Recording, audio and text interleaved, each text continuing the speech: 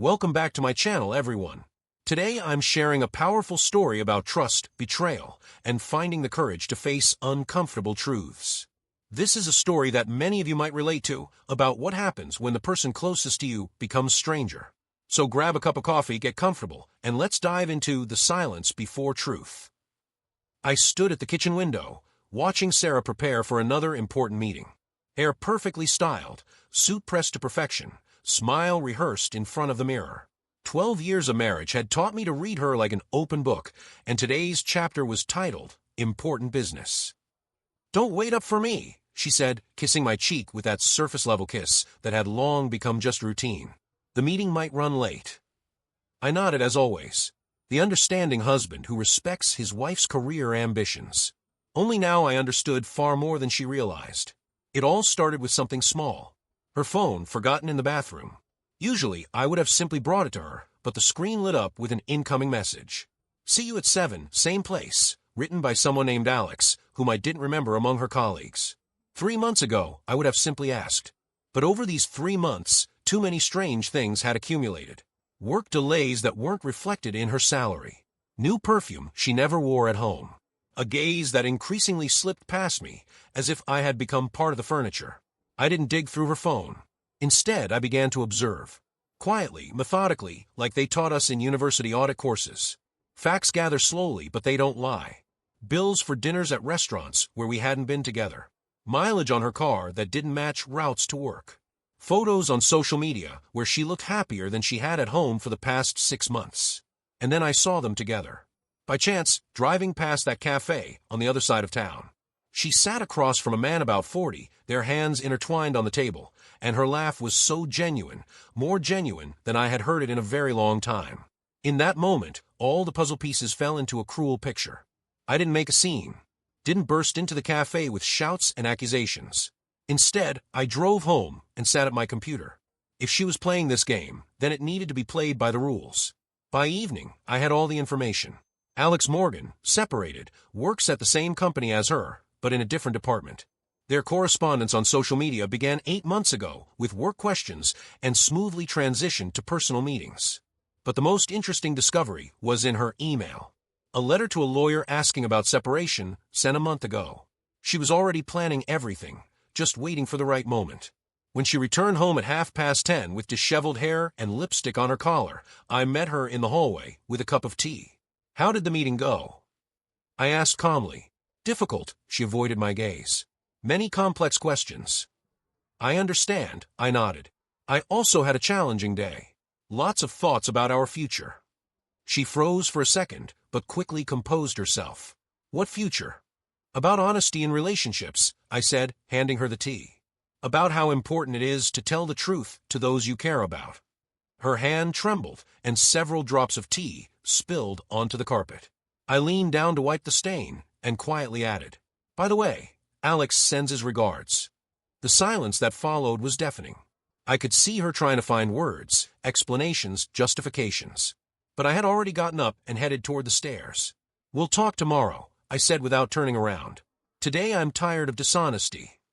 All night I lay awake, listening to her pace around the house, talk on the phone in hushed tones, cry in the living room. And in the morning, I woke up with a surprising sense of lightness.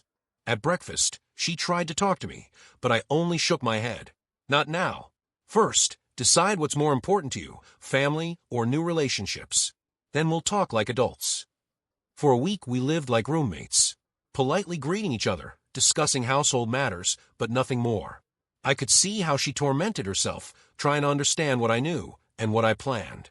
And I simply waited. On Friday, she couldn't take it anymore.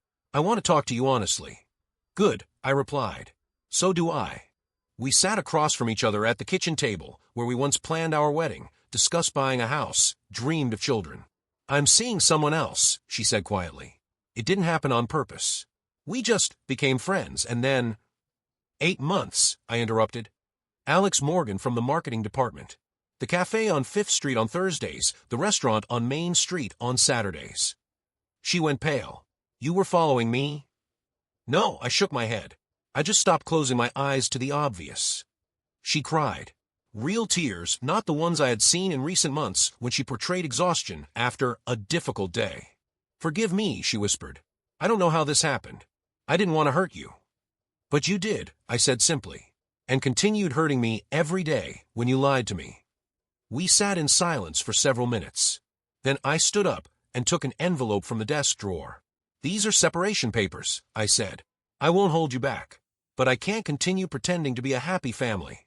She looked at the envelope, then at me. "What happens now?" "Now everyone goes their own way," I answered. "You'll get the freedom you were looking for, and I'll get the honesty I was missing." The following week, she moved in with Alex. We divided our assets civilly, without scandals or mutual accusations. Our mutual friends were shocked. Outwardly, we seemed like the perfect couple. But only our masks had been perfect. 6 months have passed. I've grown accustomed to living alone, rediscovered the joy of silence and honesty with myself. Recently, I learned that Alex also turned out to be not as perfect as he seemed from a distance. Sarah called me last week. Her voice was different, smaller, more uncertain than I remembered. "I made a mistake," she said. "A huge mistake. I threw away something real for something that turned out to be an illusion." I listened quietly, feeling neither satisfaction nor pain. Just a kind of peaceful closure. "I know," I replied. "But sometimes we need to lose something to understand its value. I hope you find what you're really looking for."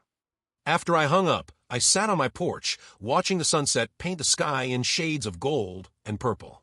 The house was quiet, but was a different kind of quiet now. Not the tense silence of unspoken truths, but the peaceful quiet of someone who no longer has to pretend. Sometimes the truth really does set you free, even when it hurts like nothing else. That evening, I opened my laptop and began writing.